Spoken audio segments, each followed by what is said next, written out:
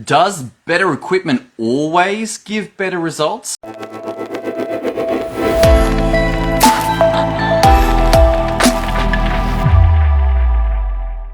Welcome to today's episode. My name is Tom Rolley and excited to be sharing with you from the new setup. Yes, this is the first time that I've actually successfully gone live with the external mic using the S10 and the DJI on 4, all very impressive, but the idea is to get better audio and a better connection to Facebook. I actually tried an additional piece tonight, which was the connection to the Ethernet. However, it appears that for whatever reason, Facebook will not take a Ethernet connection from the phone. Instead, it says, hey, you need to have a Wi-Fi. I'm like, mate, hey, look, we got a direct Ethernet connection into the phone, but you're not willing to take it?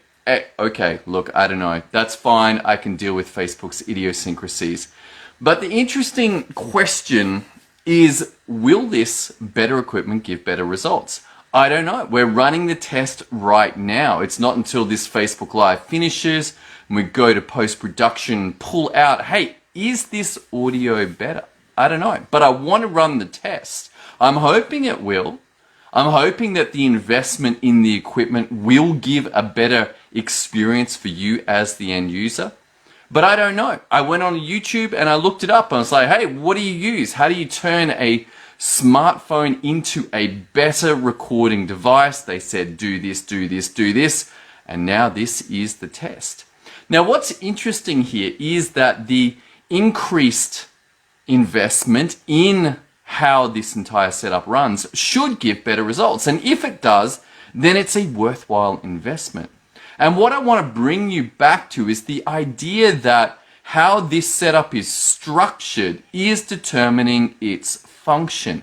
Having a better external mic means that the sound is clearer and you're more easily able to understand what I'm saying, which is beneficial. It means clearer audio as well as a better video. One of the problems that I had with my pre-existing setup going right back was literally just using this phone here. This phone is a OnePlus 7T Pro, it doesn't really matter. It had a couple of interesting things. Number one, there was no external mic. And number two, for whatever reason, when I used the selfie cam on that one, it put it out in this weird kind of super skinny format. And so if you go back from previous videos, you may see black bars. I'm like, I don't want black bars. So I upgraded the phone and upgraded the mic. And the idea being that the structure, that the equipment that we've got is getting better results. And this is applicable across the board. I haven't run the test yet. We're running it right now and we'll know.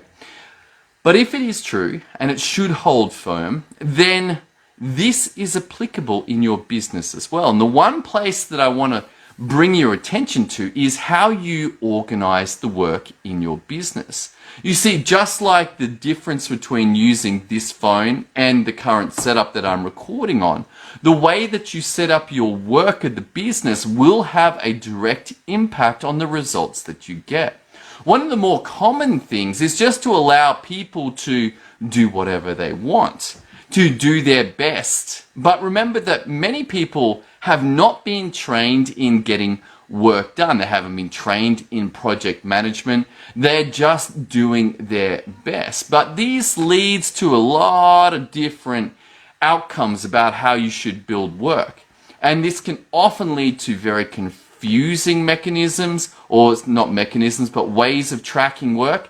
And what it does, it means that everybody in your business has a different way of getting stuff done. Now, even if it is successful, which is a question mark, but let's say that across all the areas of your business, the work is getting done successfully, but everybody's using the tools of project management and SOP management differently, what you're going to end up is that your people in each area cannot be moved to another area.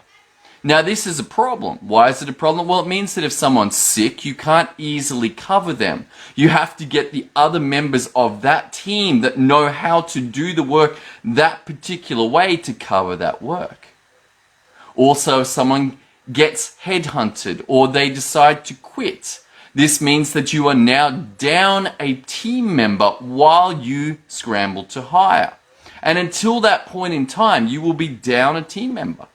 Notice also that we've discussed this before, that recovering from down periods, recovering from having a team member lost to your business, takes you much longer to recover from than you might expect. Even if you come back and bring on that next team member at that exact time, let's say a month later, and they're now doing the work that was being done before, you'll never catch up. You will always have this backlog that exists, and the only way that you can recover from that backlog is to put more people into that particular area. But notice that the work is getting done a particular way, and so you now have to hire an additional person to cover for the backlog. This means that you're always running extra people to keep on top of the work.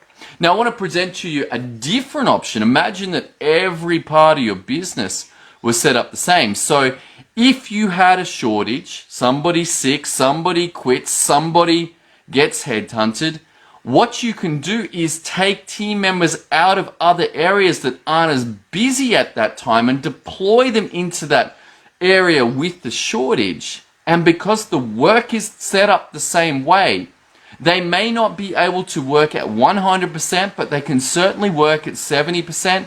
And if you need them to stay there for an extended period of time, they will get to 100% very quickly.